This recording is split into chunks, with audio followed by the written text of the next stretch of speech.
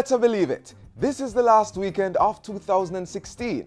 Live it right and enjoy it well. First up on Jamaica Magazine today, road safety features, securing your life with these vehicle guards. Then we'll turn the page to Mount Rosso Bypass, your pathway to wonderful vacation spots. Then we'll close the pages with a road safety message from Transport Minister Mike Henry. I'm Theodore Henry. Stay with us. It promises to be an informative show.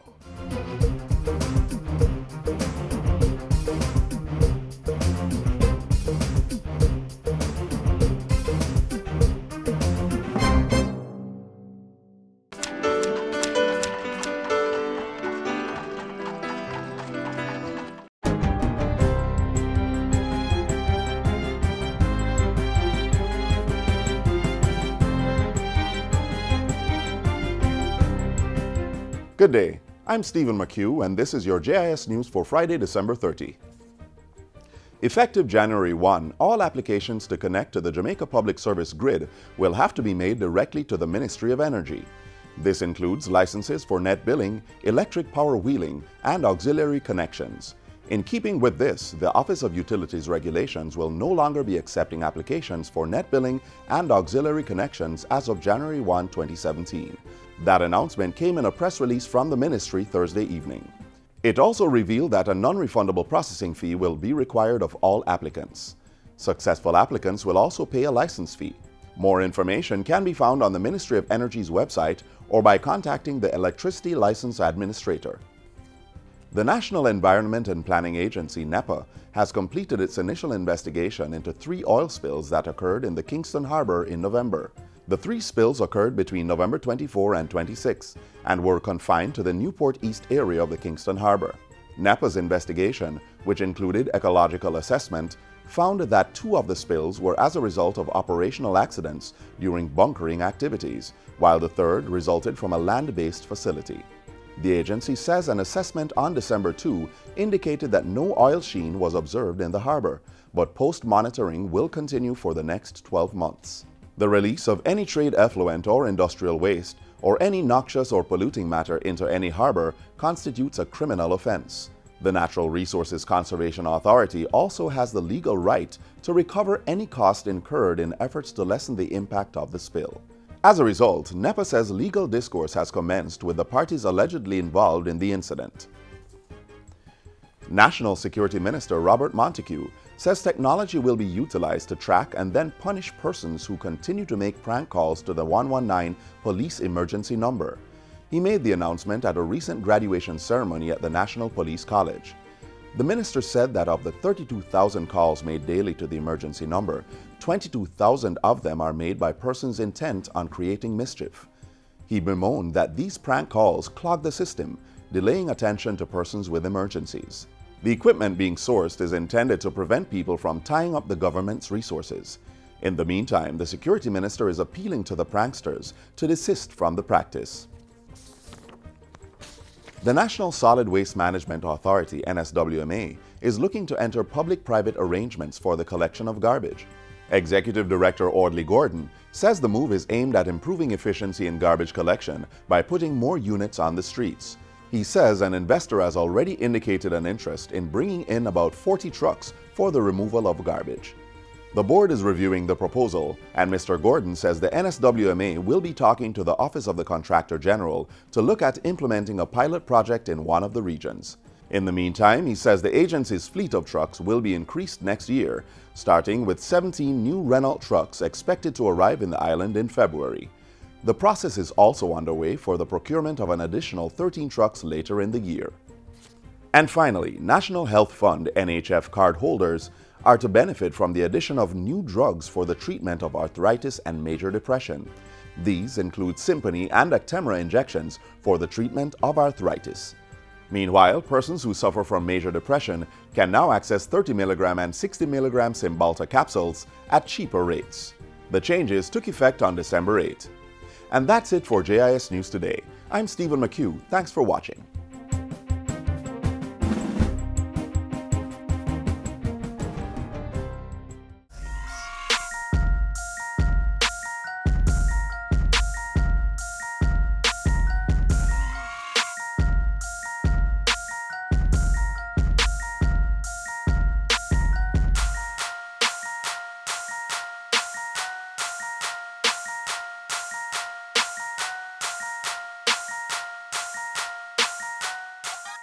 Seatbelts, headgears, and other vehicle safety devices are not features to be collecting dust. They came with your car for a very important reason, to help save your life. Please use them.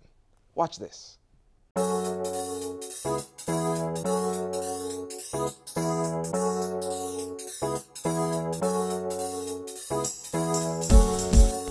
These are a few of the features that help make the vehicles we travel in each day safe for motorists and passengers. Hi there, I'm Alison. In this edition of Road Scholars, we explain some of the passive and active safety features of the car and how they help to prevent and minimize injuries.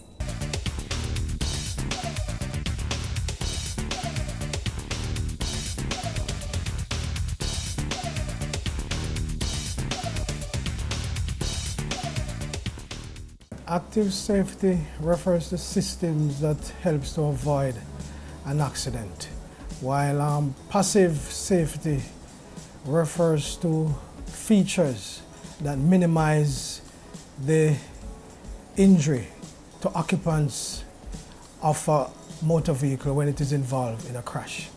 These active safety systems are the steering and the braking of the motor vehicle that are operated by the driver, while the passive safety features are like the airbag and seatbelt that is activated by the vehicle itself when it is involved in a crash. And speaking of a crash, it is important to buckle up at all times, because not only does a seatbelt save lives, but it helps to prevent lifetime and long-term injuries. It's very important to wear the seatbelt. In case of an accident, the seatbelt will keep you from going forward. In case of sudden impact, you don't, fly from the seat or from the vehicle, so it keeps you stabilized. And if you don't wear the seatbelt, you can be persecuted. So it's very important to drivers to always wear a seatbelt, because it saves life. Under the Road Traffic Act, you can be fined $500 and 2 points if you are caught driving without wearing a seatbelt. The same fine applies if your vehicle is not fitted with seatbelts. And then there's a penalty of $800 for not ensuring the safety of your passengers. Persons must remember that the seatbelts are installed in the vehicle as a safety device to minimize the injury that you might receive in the event of a collision. So persons who are wearing the seatbelt in this fashion, right, this is not the correct way. The seatbelt must be worn right across your shoulder. If the seatbelt is too high based on your height, then it can be adjusted to fit right across your shoulder. And if you are a tall person, it can also be adjusted so that it fits you as best as possible for your own safety. Children are precious, and their safety must be taken into consideration when traveling in a motor vehicle. So if they are too small, a child or booster seat must be used. This is recommended for children under the age of 7. You should also make sure that it is firmly fitted in the vehicle, allowing for minimal forward or sideways movement. Let us use these safety devices to help protect our children from death and serious injuries in road crashes. The purpose of the headrest is to support the neck and the head. And in case of an accident, your head would be going back way. I think where whiplash is concerned, it give you protection from that also. It don't make your neck strain or it hurts, it just relaxable. So you're more comfortable, so you concentrate on the street more. The headrest is sometimes mistaken for a luxury feature, but it is actually another valuable safety feature on your vehicle. The headrest or head restraint is actually to minimize or prevent a whiplash injury during a collision. It should be adjusted to the height of the driver and passenger's head, and there should be at least 2 inches between your head and the headrest. This is the highest this particular headrest can be extended. So this will be okay. So in the event of a crash and the vehicle is stopped suddenly, on impact, the seatbelt will restrict your forward movement and the headrest will restrict the backward movement to avoid any whiplash injury. During a collision, the airbag acts as a cushion that minimizes or prevents injury. What the airbag does is to reduce the speed of the forward movement of the occupant. The airbag is designed to inflate rapidly in moderate to severe crashes and provide protection to the occupants' bodies when they strike interior objects such as the steering wheel or a window. However, for proper protection, persons should be correctly restrained with a seat belt.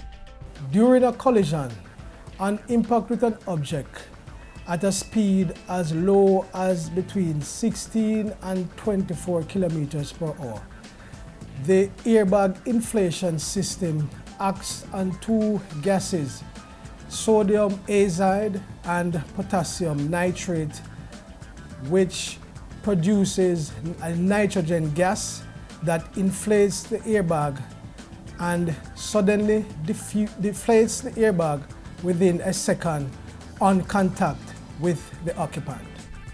Most vehicles carry two airbags to the front, one in the steering wheel and the other on the dashboard on the passenger side.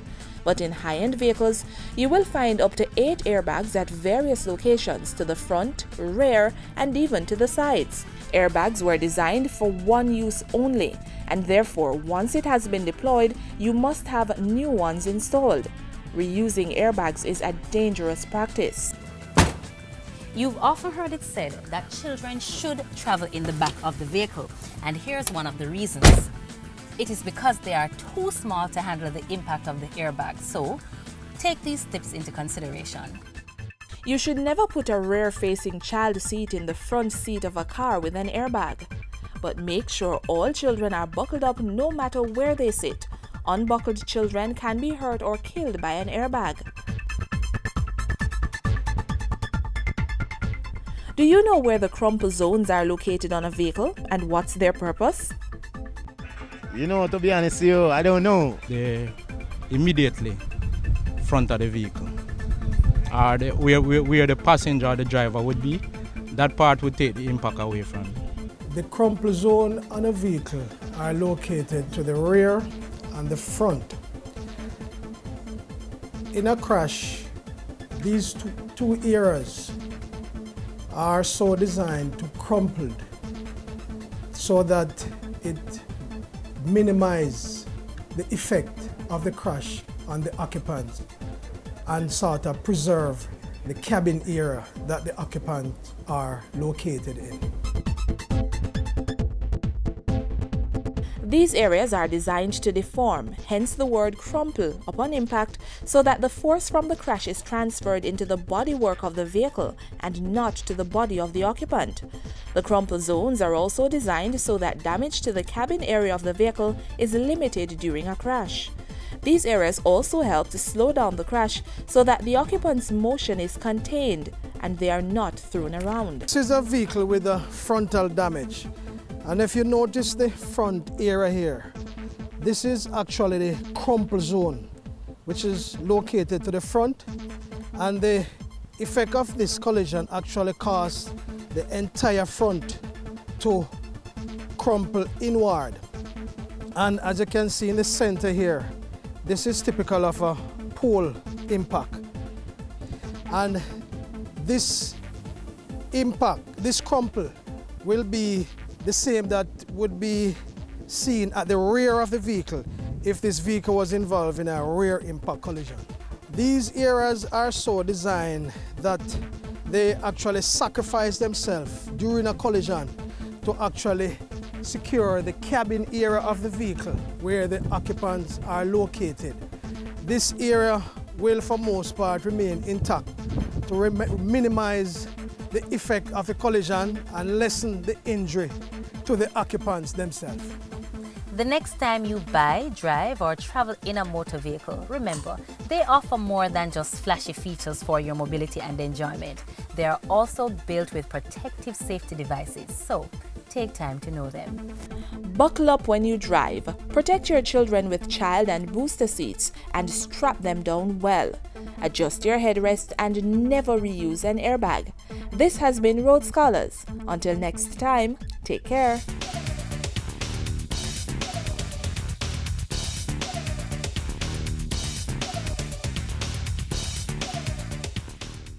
Every duty vehicle on the road or the bridge. Listen the message. Don't overload. Quarry operator, haulage contractor, a trailer driver. Don't overload. Truck overload destroys our roads.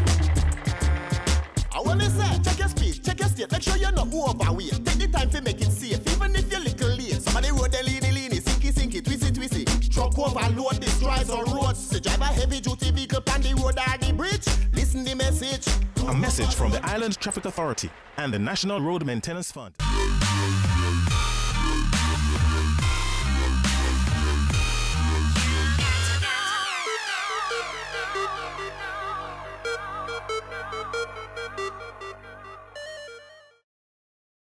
If you're traveling to Ocho Rios or Montego Bay this holiday weekend, then you may commute via the Mount Rossa bypass. Here are some important information on the roadway.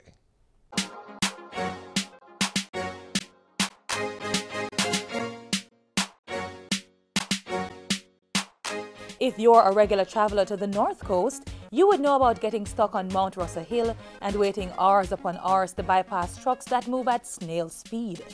The narrow, winding and sometimes treacherous journey up the steep incline has been off-putting for many persons who desire to move from one end of the island to the next.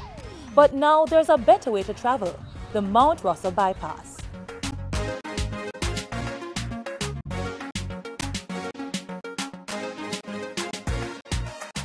The Mount Rossa bypass section is part of what we call our North-South Highway, which will link the south coast of Jamaica all the way through to the north coast of Jamaica. We believe when the highway is completed in 2016, this highway will change the way where Jamaicans choose to live and where they choose to work. It will also significantly impact the tourism industry by providing opportunities for our visitors who now just come into the north coast to be able to see the rest of Jamaica.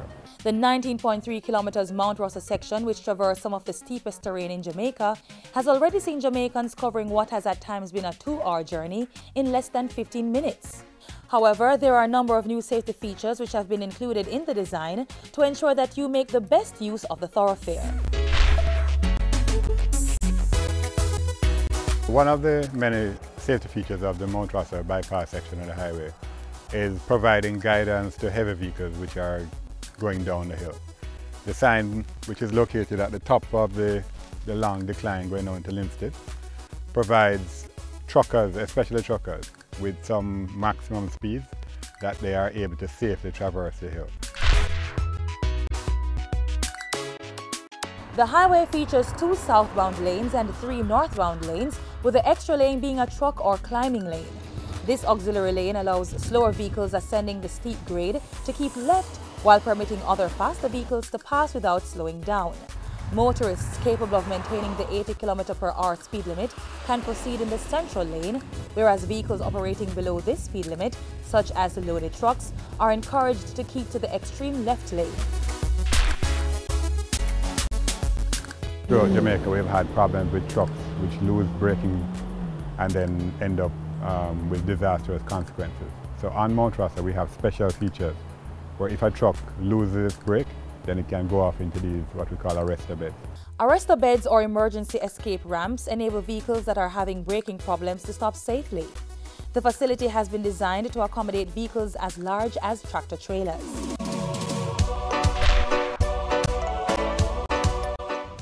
A lay-by has been provided for motorists traveling southbound at the start of the 8% slope.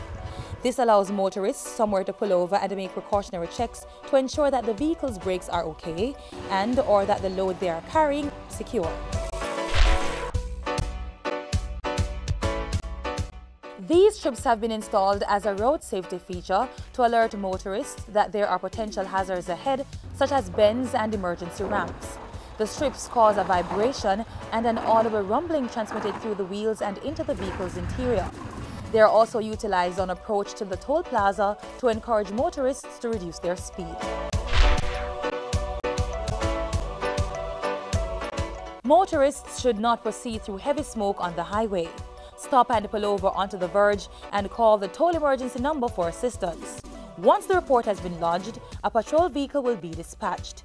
Motorists are required to follow the instructions of the patrol officer.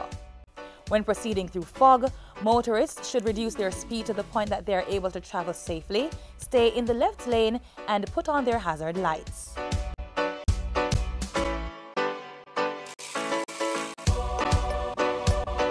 Motorists are being encouraged to be prepared when traveling the Mount Russell bypass and any thoroughfare across the island for that matter. Once the do's are practiced, the driving experience should be a pleasant one. To find out more about the work being done under the Highway 2000 banner, contact NROC at 929-1581 or visit their website h2kjamaica.com.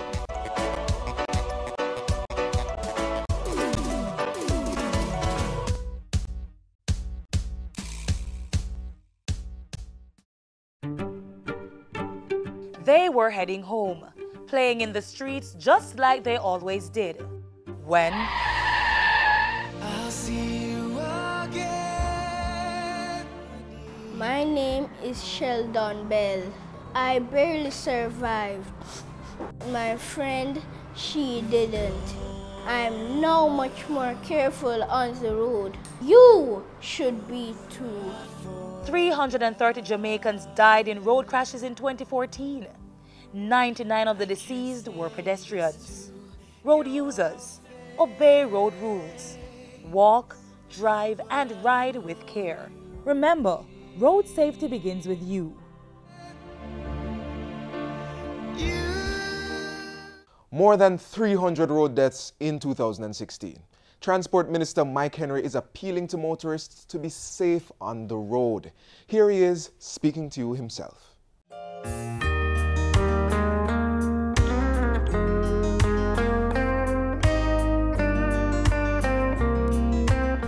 Fellow Jamaicans, once again our hearts beat high with joy when we stop long enough to think that we have almost made it through another year.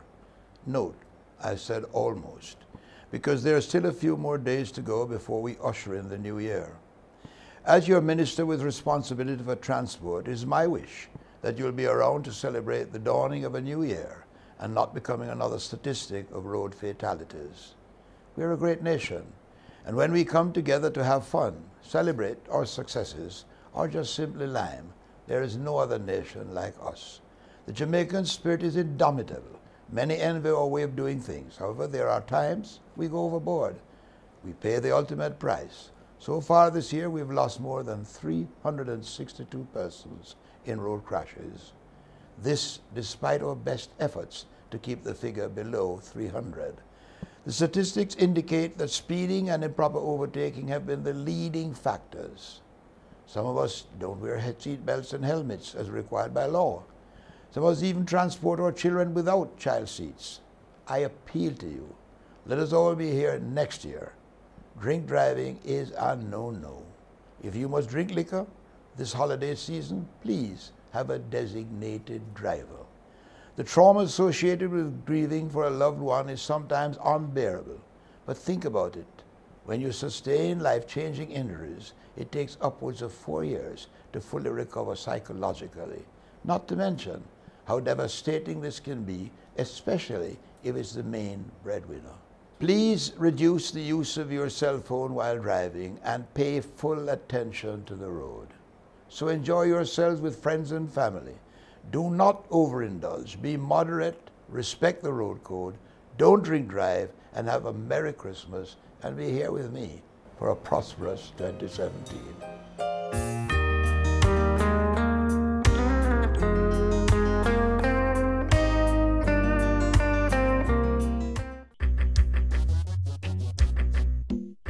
Nutritious food, succulent dishes, superior workmanship, and excellent service.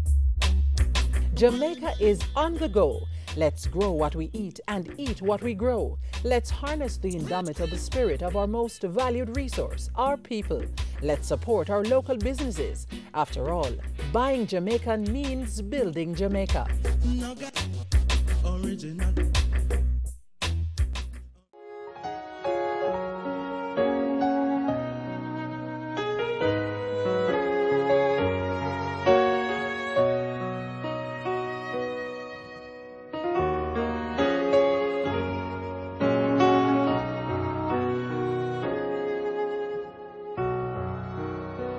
Almighty God, creator and sustainer of life, we are humbled by your acts of kindness to us over the years.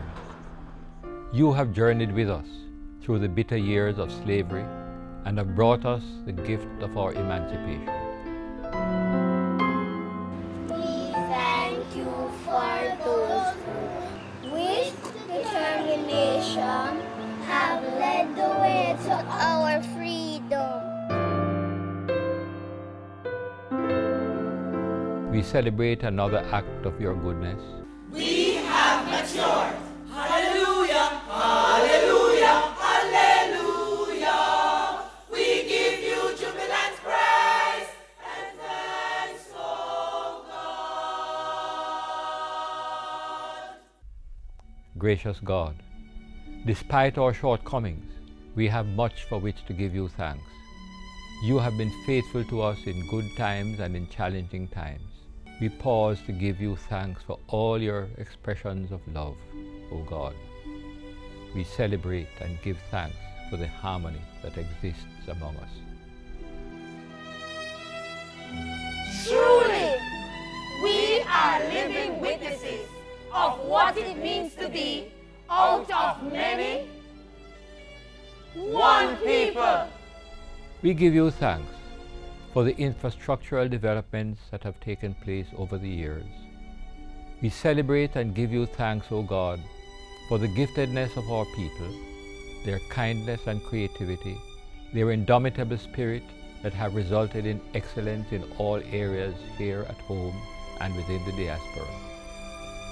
Oh God, we truly love our country, and we thank you for making us a special people admired by the world.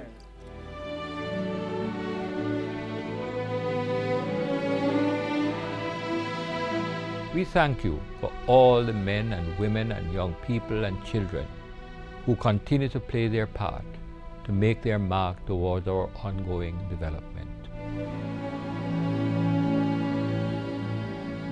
Almighty God, as we move forward, we place Jamaica land we love into your care. Watch over us, enlarge our territory, allow the reign of your peace and justice among us. Establish your kingdom among us and help us to realize our full potential. We ask this in your high and exalted name. Amen.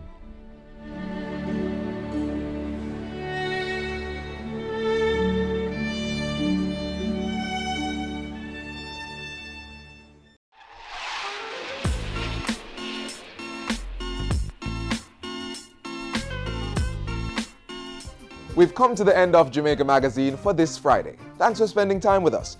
Remember to keep up to date with the latest government info. Join us online at jis.gov.jm or watch our programs on our YouTube channel.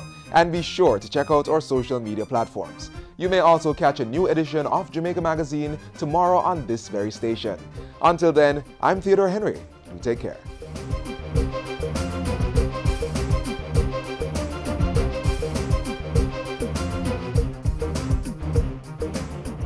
This has been a production of the Jamaica Information Service, the voice of Jamaica.